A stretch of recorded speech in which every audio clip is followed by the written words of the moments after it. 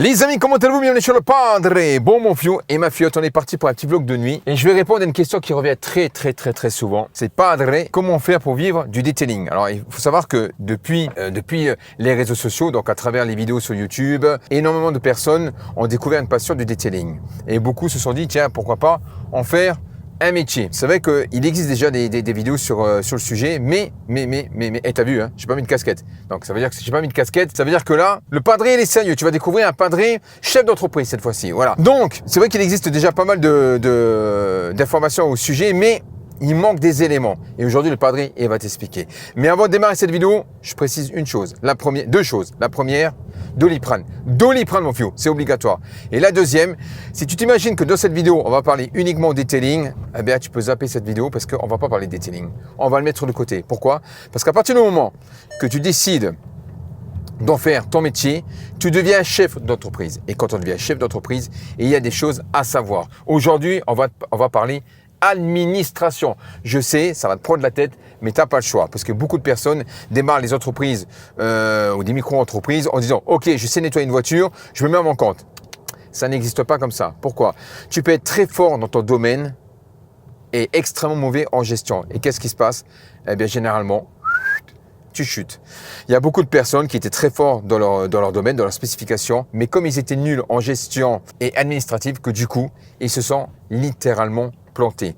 Donc, il faut connaître absolument les bases. Si tu es mauvais en gestion, à ce moment-là, il faut que tu délègues ton travail. Mais il faut être carré de chez carré. Donc, première chose, si demain, tu regardes les vidéos du Padre ou d'autres vidéos et que tu décides d'en faire ton métier. Alors, il faut savoir que la première chose, généralement, à laquelle on débute, c'est les micro-entreprises. Alors, les micro-entreprises, il existe deux régimes. Le premier, c'est la chambre des commerces. Et le deuxième, c'est la chambre des métiers. La chambre des métiers, c'est tout simplement un service que tu vas facturer, une prestation de service. Tu as uniquement le droit de faire une prestation de service comme coiffeur, tatoueur, etc. Et ensuite, la chambre des commerces. La chambre des commerces, tu as le droit de vendre des produits. C'est admettons, tu as une boutique, tu veux vendre des polish, des cires, etc. Eh bien, à ce moment-là, la chambre des commerces va te permettre de vendre des produits. Mais avec la chambre des commerces, tu peux aussi exercer un service. Ça veut dire que tu peux facturer non seulement ton service et en plus de la vente de produits. Par exemple, si demain un client vient te voir et tu dis écoutez, voilà, je voudrais que vous me fassiez une correction et je voudrais vous acheter des produits. À ce moment-là, tu vas facturer ton service et tu vas facturer notamment les produits que tu lui as vendus. Alors, il y a des différences dans les deux. La première, dans la chambre des métiers, tu as un quota à l'année. Ça veut dire qu'il y a un chiffre d'affaires à ne pas dépasser. Alors, généralement, ça change assez souvent d'année en année, mais il me semble que en 2021 ou 2022, c'est 33 000 euros. Tu n'as pas le droit de dépasser un chiffre d'affaires de 33 000 euros TTC, puisque, je le répète, lorsqu'on est en micro-société, tu n'es pas assujetti à la TVA. Donc, tu ne dois absolument pas dépasser tes 33 000 euros. Si jamais tu dépasses tes 33 000 euros, à ce moment-là, ta micro-société passe en véritable société. Ensuite, à la chambre des commerces, tu as la partie vente. Donc, il me semble que c'est entre 78 et 82 000 euros. Je ne sais plus, il faudra vérifier. Mais tu peux aussi cumuler ton service. Ça veut dire que si, admettons, dans l'année, tu as fait 70 000 euros de chiffre d'affaires de produits et que tu as fait 30 000 euros de chiffre d'affaires en prestation de service, tu peux cumuler les deux, à condition que lorsque tu vas déclarer ton chiffre d'affaires, il faudra bien faire la distinction entre les services, la prestation de service et notamment la vente de produits. Ensuite, il faut savoir qu'une micro-entreprise, tu n'as pas besoin de comptable. Tu dois faire ta gestion toi-même. D'où l'importance de connaître la gestion. Ensuite, il n'est pas important, mais on y reviendra après, il n'est pas obligatoire ou important d'ouvrir un compte professionnel. Mais dans les 12 mois suivant l'ouverture de l'activité, tu seras obligé d'ouvrir un compte bancaire dissociant ton compte particulier au compte professionnel. Mais ça, on y viendra. Ah, je te le dis, hein, je vais te faire mal la tête. Là, c'est le padre homme d'affaires parce que ça fait depuis très jeune que je suis à mon compte. Donc, c'est quelque chose que, entre guillemets, je maîtrise. Si demain, tu vas à la chambre des métiers, tu veux uniquement exercer le métier de détailleur, combien ça va te coûter? Alors, il fut un temps, c'était gratuit. Aujourd'hui, la chambre des commerces, la chambre des métiers, pardon, il y a un tarif. C'est quoi? Et en fait, tu seras obligé de passer par une formation. Alors, certains, tu l'obliges, d'autres non, mais généralement maintenant, dans tous les départements, ils te font passer cette formation. Donc c'est une formation qu'on appelle ça la SPI. C'est une formation qui va te coûter entre 170 € et 300 €. Tout dépend du département, tout dépend du centre de formation. Et en termes de, je crois que c'est une formation qui dure entre 3 et 7 jours, quelque chose comme ça. Encore une fois, tout dépend du centre de formation. Alors, qu'est-ce qu'on y apprend? On apprend la gestion, gérer ses stocks, etc. En fait, c'est une remise à niveau ou alors c'est des explications comment bien démarrer dans une micro-société, enfin une micro-entreprise. Voilà. Donc, je te dis, ça s'appelle la SPI. Donc ça va te coûter environ 200 boules. À la Chambre des commerces, tu n'es pas obligé. Par contre, tu auras des frais de dossier. Les frais de dossier qui aussi entre 75 et on va dire 100 balles, quelque chose comme ça. Encore une fois, tout dépend de ta chambre des commerces, etc. Donc, moi, je te conseille fortement de passer directement par la chambre des commerces. Pourquoi? Parce que dans le detailing, le chiffre d'affaires, il est très vite atteint. C'est-à-dire que il y a des étapes de correction plus céramique. Généralement, ça aussi entre, je sais pas, on va dire, je donne un exemple, hein, entre 800, 1000, 1500, 2000 €, même voire plus. Tout dépend, on en reviendra tout à l'heure, tout dépend. Mais c'est vrai qu'on y va très vite. Donc le top, c'est vraiment de partir sur la chambre des commerces, ce qui va pouvoir te permettre d'avoir un chiffre d'affaires beaucoup plus large. Alors évidemment, ton chiffre d'affaires en produit, tu dois le dissocier encore une fois à celui que tu vas faire en service. Mais des fois, il y en a qui vont... C'est-à-dire qu'au lieu de facturer la prestation de service, sachant qu'ils ont dépassé le quota à l'année, eh bien, le service, ils vont le mettre dans les factures, la facturation de produits. Voilà, de temps en temps, il y en a qui font ça. Voilà. Alors, je dis pas qu'il faut le faire, mais voilà, il y en a qui le font. Donc, tu peux un petit peu comme ça. Bref, tu as compris. Donc, voilà, ça, c'est la micro-entreprise. C'est quoi exactement une micro-entreprise? C'est tout simplement une entreprise, mais l'entreprise, c'est quoi? C'est ta personne physique. C'est la personne physique, ça veut dire que tu n'es pas obligé de monter une SARL, tu n'es pas obligé de monter un dossier avec un budget dès le départ. C'est-à-dire que par exemple, quand tu montes une SARL, une société, il te faut un capital. On appelle ça des SARL avec des capitaux. Voilà, là, tu n'as pas besoin de capital puisque tu fais ça à ton nom propre. Certains l'appellent des professions libérales. Et l'avantage avec la micro-entreprise, c'est que tu peux cumuler ton travail, par exemple, en CDI, plus le week-end, par exemple, une micro-entreprise. Et ça, on peut saluer le geste de Nicolas Sarkozy parce que c'est lui qui a entré ça en vigueur lorsqu'il était président. Voilà. Alors, qu'on soit d'accord avec pas ce qu'il fait, on s'en bat les cacahuètes, mais en attendant, c'est grâce à lui que les micro-entreprises aujourd'hui existent, en tout cas en France. Chambre des commerces, c'est du commerce, c'est vendre des produits plus aussi une prestation de service. Et la chambre des métiers, c'est une prestation de service. Ensuite, tu n'as pas besoin de comptable, contrairement à une SARL, à une société. La comptabilité, tu dois la faire toi-même. Tous les mois, mensuels, tu dois déclarer ton chiffre d'affaires. Tous les mois, systématiquement, tu dois déclarer ton chiffre d'affaires sur Internet. Par exemple, si tu as déclaré le 5, le 7, il te prélève. Non mais je te le dis direct, le 7 t'es prélevé, hein. Ça va extrêmement rapide. Donc laisse l'argent sur ton compte pour bien pouvoir payer tes charges. Bon, ça c'est pour la partie micro-société. Ensuite, on va parler la banque, puisque si demain tu décides de te mettre à ton compte, il va falloir ouvrir un compte. Pas dans l'immédiat, mais une fois que tu vas ouvrir ton compte professionnel ou ton compte spécifique à ton entreprise, ta micro-société, il va falloir ouvrir un compte.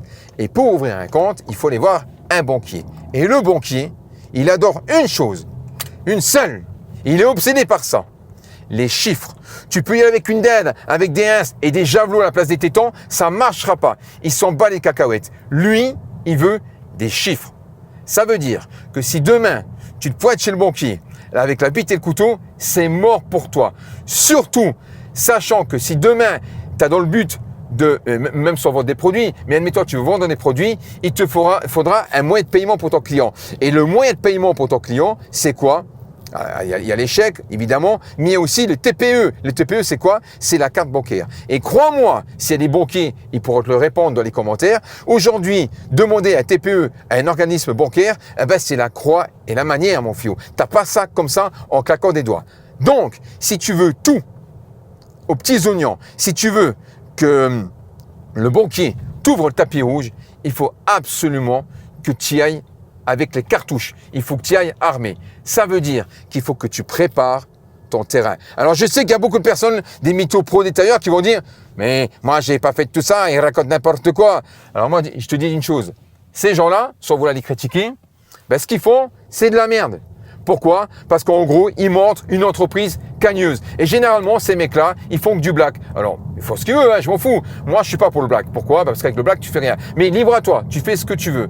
Mais si tu fais ça cagneux, tu resteras cagneux. Et ensuite, il faut savoir une chose, si demain, tu as beaucoup de clients et tu fais que du black, et que demain, tu dis, tiens chérie, on va acheter une maison, mais personne ne te fera un crédit, mon fiou. Personne ne te fera un crédit. Pourquoi? Parce que tu travailles au black, mon garçon. Voilà. Donc, si tu montres une micro-société ou une entreprise, c'est pas fait pour faire du black. Dans ce cas-là, tu t'inscris pas. C'est pour avoir un chiffre d'affaires et avoir une rentrée d'argent déclarée et pouvoir obtenir tes trimestres pour ta retraite. Ce qui est très important. Je te l'ai dit, mon fiou, je vais te faire mal la tête. Donc, si tu vas voir le banquier, une chose très importante, vas-y armé. Ça veut dire qu'avant d'aller voir un banquier, il faut faire une étude de marché, ce qu'on appelle dans le jargon un prévisionnel.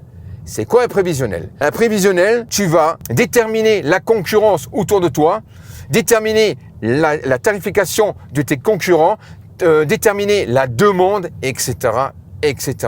Donc ça, tu vas devoir faire ça toi-même, ton enquête, aller voir dans ton entourage où sont les professionnels, quels sont leurs tarifs, est-ce qu'il y a de la demande chez toi, est-ce que tu veux travailler uniquement avec les particuliers ou tu veux aussi travailler avec des professionnels, etc. Donc ça, pour faire un prévisionnel, il faut voir une personne. On appelle ça un comptable, mon fio. Un comptable. Donc, tu vas te rendre à un cabinet expert comptable. Et avec lui, tu vas pouvoir monter ton dossier, ton prévisionnel. Alors évidemment, on n'y va pas les mains vides. C'est-à-dire que si tu vas voir un expert comptable, il faut y aller avec les tarifs de tes produits, les tarifs de l'eau, les tarifs de ta location, si tu prends par exemple un local, l'eau, l'électricité, etc. Donc c'est à toi de prendre toutes ces informations pour les donner à l'expert comptable. Parce que si tu vas, pareil, les mains vides, comment veux-tu que l'expert comptable puisse te donner un chiffre? Il ne peut pas chiffrer. Lui, il lui faut aussi des chiffres. Pareil, l'expert comptable, ils ont des lunettes, généralement. C'est un cliché de merde, mais pareil, les experts comptables, quand toi, tu te pougnelles sur Jackie Michel, lui, ce qu'il veut, c'est des chiffres. Voilà, lui, c'est des chiffres. Donc, tu vas avec le loyer de ton local si tu en as un, les prix de tes produits, les tarifs que tu vas appliquer, les prix des concurrents, etc., etc. Donc, il va te créer un prévisionnel que tu vas prendre et que tu emmèneras à la banque. Ça, c'est la première chose. Deuxième chose, il va falloir que tu appelles ton assureur. Parce que ton assureur, il te faut obligatoirement une assurance. Pourquoi? Parce que si demain, tu veux te mettre à ton compte et que tu veux prendre un local, eh bien, généralement, les professionnels de l'immobilier, à part si c'est un vieux monsieur qui a 95 piges et qui va te louer ça à l'arrache, lui, il va rien te demander. Mais aujourd'hui, généralement, on te demande obligatoirement une assurance. Et à ce moment-là, quand tu vas aller voir les assurances, tu vas leur donner les informations de ton local ou de ton garage, etc. Tu vas leur dire exactement ce que tu vas faire. Voilà, polish, lavage. Tu vas leur donner la valeur de tes produits, la valeur de tes outils, etc., etc., pour qu'ils puissent te donner un chiffrage. À ce moment-là, une fois qu'il t'a donné le chiffrage, tu vas donner ce prix, cette tarification à ton expert comptable. Donc l'expert comptable va prendre tous ces chiffres, il va mélanger tout ça et ils vont en faire, vous allez travailler ensemble, et ils vont faire un prévisionnel. Ça veut dire que lorsque tu vas arriver à la banque, tu auras ton prévisionnel fait aux petits oignons. Voilà. Ensuite, on va parler juridique. Il faut savoir que, je sais que ça va pas plaire aux bouches de vieille, mais c'est la vérité. Et d'ailleurs, il y a entre guillemets, quelques professionnels du detailing qui font des vidéos sur YouTube, ils disent un peu des bêtises. Pourquoi? Mais ils ne vont pas le dire parce qu'ils en font leur métier. Il y a des choses que tu peux faire que tu ne peux pas faire dans le detailing. Déjà, il faut savoir que le detailing en lui-même n'est pas un métier. C'est-à-dire que en soi, c'est un métier parce que voilà, c'est quelque chose que tu fais avec tes mains et tout, il faut avoir des compétences. Mais juridiquement parlant, le detailing, ce n'est pas un métier. D'ailleurs, le code APE pour le detailing n'existe pas. Généralement, ils vont prendre des codes APE pour préparateurs esthétiques, etc., ou préparateurs automobiles. En sachant que les codes APE, ce sont des codes attribués par la Chambre des commerces ou la Chambre des métiers en fonction de ta profession. Par exemple, un peintre, un carrossier ou un mécano ont des codes APE spécifiques. Pourquoi? Parce que c'est des métiers qui sont, juridiquement parlant, officiels. Ce sont des métiers reconnus. Il y a des études, il y a des BEP, des BTS, etc., etc. Bref, voilà, c'est un métier reconnu. Le detailing, ce n'est pas un métier reconnu. Absolument pas. Il n'y a pas de réglementation pour ouvrir une entreprise de detailing. Alors tu vas me dire, oui, Padré, il y a des formations de detailing. Oui, mais sans être méchant avec eux, c'est du flan. Les centres de detailing sont gérés par des mecs autodidactes. Comme toi, ce sont des gens qui ont appris sur le tas, qui se sont dit, tiens, on va créer un centre de formation.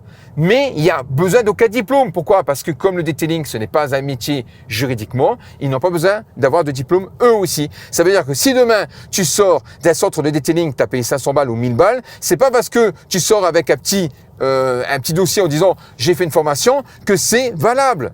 Non, ce n'est pas valable. Pourquoi? Parce que, encore une fois, ce n'est pas un véritable métier reconnu par la loi. Donc, c'est la raison pour laquelle je te cite lourdement à t'orienter vers soit le Pôle emploi, soit vers un centre, un atelier, carrosserie peinture. Il faut absolument que tu fasses un stage, 1 semaine, 2 semaines, 1 mois.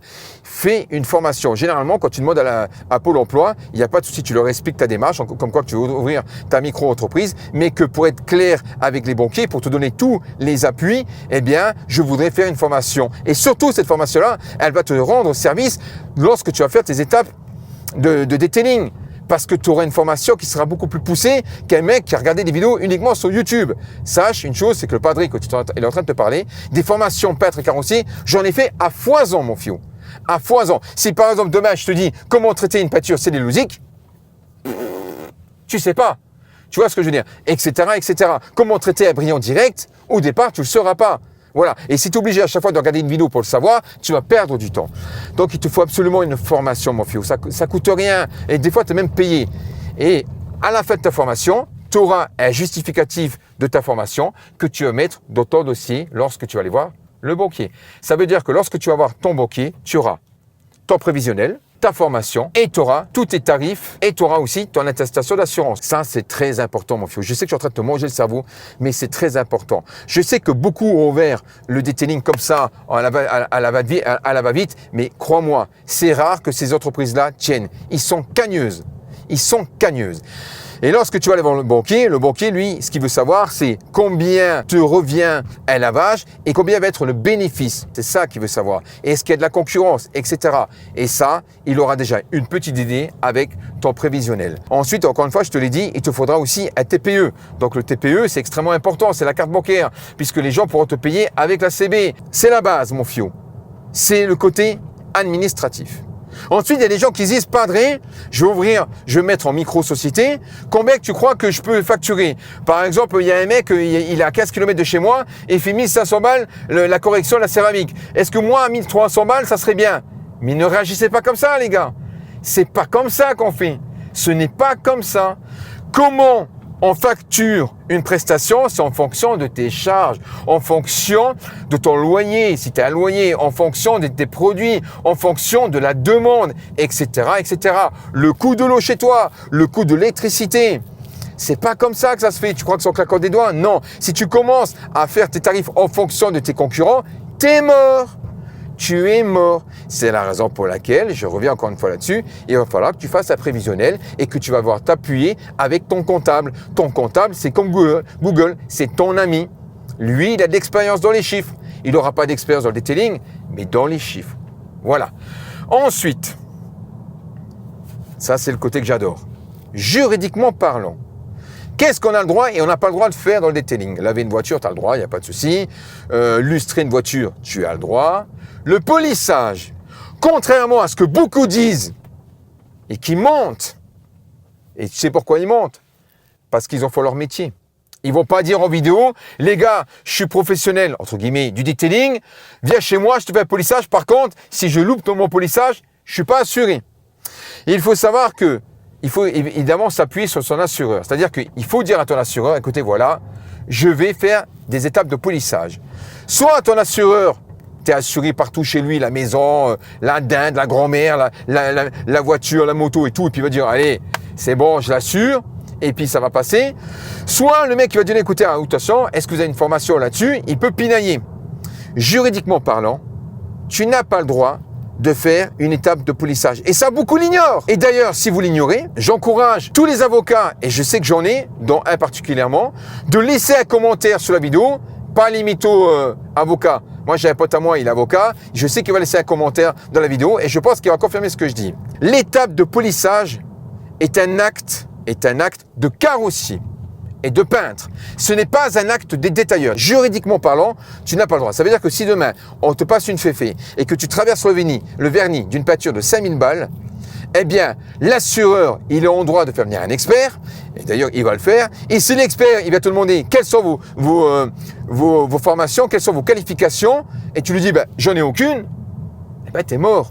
Parce que ça, c'est un acte de carrossier et de peintre. Ce qui veut dire que tu peux l'avoir dans le cul. Pire encore, si le particulier porte plainte et que ça arrive au tribunal, là, je te garantis que le procureur et le juge, la première chose qu'ils vont te demander, quelles sont vos qualifications dans l'automobile. Je regarde les vidéos du padré, mais il va être mort de rire. Donc, je sais que beaucoup l'ignorent, beaucoup le font. Alors oui, si demain tu traverses le vernis d'une Clio et que t'en as pas pour cher, t'en as pour 800 balles de réparation, l'assureur va pas te faire chier, il va dire c'est bon, il a assuré toute l'année, je vais pas l'emmerder. Mais si c'est un gros montant, sache que le but d'un assureur, c'est pas juste te dépanner quand t'en as besoin. Non, il est là pour gagner de l'argent et ne pas payer lorsqu'il peut le faire. C'est pas pour critiquer les assureurs. Les assureurs sont là pour gagner de l'argent et aussi pour appliquer les lois. C'est pas tous non plus des voleurs. Si tu lis bien les petites lignes, tu verras que les règles sont faites pour être appliquées. Il faut arrêter de voir le mal partout en disant c'est tous des voleurs. Non, c'est pas des voleurs. Les règles sont là pour être appliquées.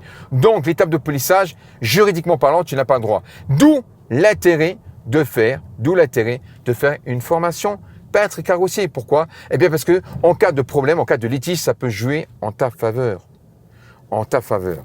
Donc, je te conseille lourdement de faire une formation.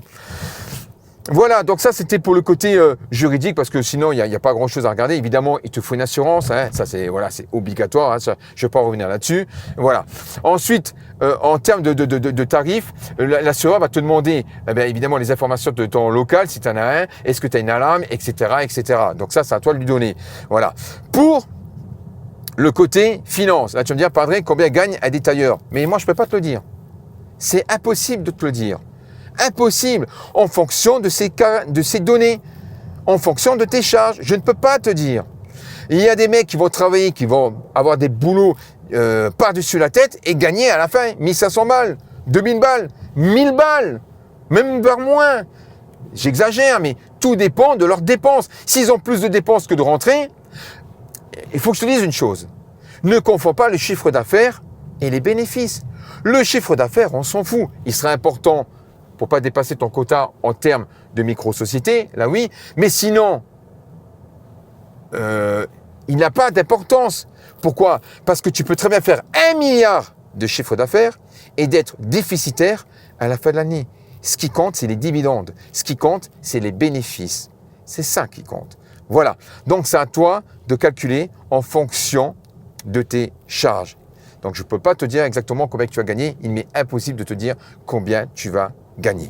C'est impossible, en sachant que c'est très aléatoire. Il y a des mois, tu vas gagner mieux. Il y a des mois, tu vas gagner, tu vas galérer. Et c'est en fonction aussi de tes produits. En sachant que demain, quand tu es à ton compte, tu ne vas pas acheter comment on appelle ça ? Des bouteilles d'1 litre. Non, tu vas acheter directement des bidons de 5 litres. Et généralement, ce sont des produits diluables. Pas tous, mais oui, par exemple les APC, l'alcool isopropylique, etc. Ou les rénovateurs plastiques intérieurs. Bref, il y a beaucoup de produits diluables. Et dans ce cas-là, tu vas récupérer, justement, tu vas gagner de l'argent sur ces produits. Donc, tu vas directement acheter des bidons de 5 litres, même voire 10 litres, 20 litres. Tout dépend, notamment sur les shampoings, les shampoings, etc. Voilà. Donc, en moyenne, on va dire qu'un détailleur, je sais pas, j'ai une fourchette, ça peut gagner 1500, ça peut gagner 2000, ça peut gagner plus. Tout dépend aussi s'il a quelqu'un qui va travailler, parce que c'est pas parce que tu es en micro-société que tu peux pas avoir quelqu'un qui va t'aider. Tu peux déclarer une personne qui va t'aider. Tu peux aussi. Tu peux, voilà. Ensuite, si jamais tu dépasses ton chiffre d'affaires, à ce moment-là, tu vas passer en SARL, en société, ou en SAS, c'est pas comme tu veux, mais tu vas passer en société. Dans ce cas-là, c'est pas la même donne. Il te faut un expert comptable, impôt taxe professionnelle, impôt sur la société, etc., etc. Alors, on n'en est pas là parce que pour en arriver là, si demain t'es tu es en SARL ou en société, c'est que tu as déjà fait ton chemin en tant que micro-entrepreneur. Dans ce cas-là, j'ai rien à t'apprendre. Voilà. Donc ça, c'est les bases, les filles. C'est les bases. Il faut vraiment planifier et orchestrer ça aux petits oignons. Ne te dis pas, ok, j'ouvre mon garage comme ça, j'ouvre les portes et on y va. Non, parce que si demain il t'arrive une merde, c'est toi qui l'as dans le baba. Et c'est la raison pour laquelle, encore une fois, je te répète, il y a énormément de personnes qui ont ouvert leur micro-société, ils ont plongé. Pourquoi? Parce qu'ils ont fait ça, les choses cagneux. Et généralement, sans être médisant, les mecs qui ouvrent leur société, enfin leur micro-entreprise de façon cagneuse, ils travaillent de la même manière sur les voitures. C'est vrai. Allez, vas-y, un polissage, on va te faire une petite céramique en extérieur, ni vu ni connu, un petit polissage, il reste des micro-rayures, on s'en bat les cacahuètes. Bon, on va pas faire un polissage, on va juste lui faire un remplissage, un lustreur qui va masquer les micro-rayures, etc., etc. Voilà. Donc, détailleur, tu peux être professionnel à partir du moment que tu fais, comme je vais te dire, tu fais les choses carrées. Et crois-moi que si tu fais ça bien, oui, tu peux gagner de l'argent et oui, tu peux monter des empires.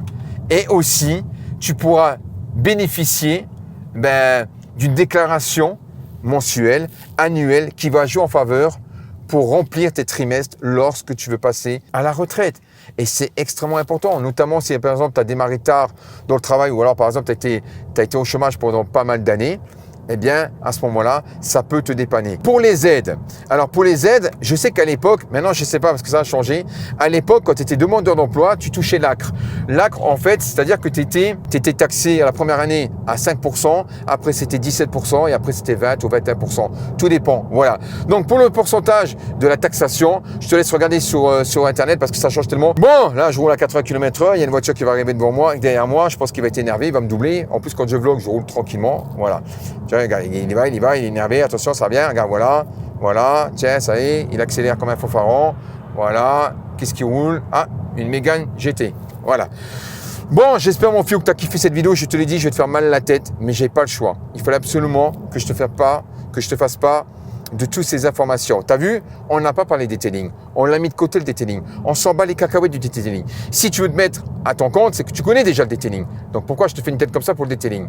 Allez, vas-y, double. Qu'est-ce que je déteste le soir, avoir une voiture derrière. En fait, quand tu as une voiture derrière qui te suit la nuit, c'est comme l'araignée que tu vois. L'araignée, elle te fait pas peur quand tu la vois, c'est quand tu la vois plus. Ben là, c'est pareil. Tu sais pas qui c'est qu'il y a derrière. Ça énerve. Pouce bleu, mot de passe. Ciao.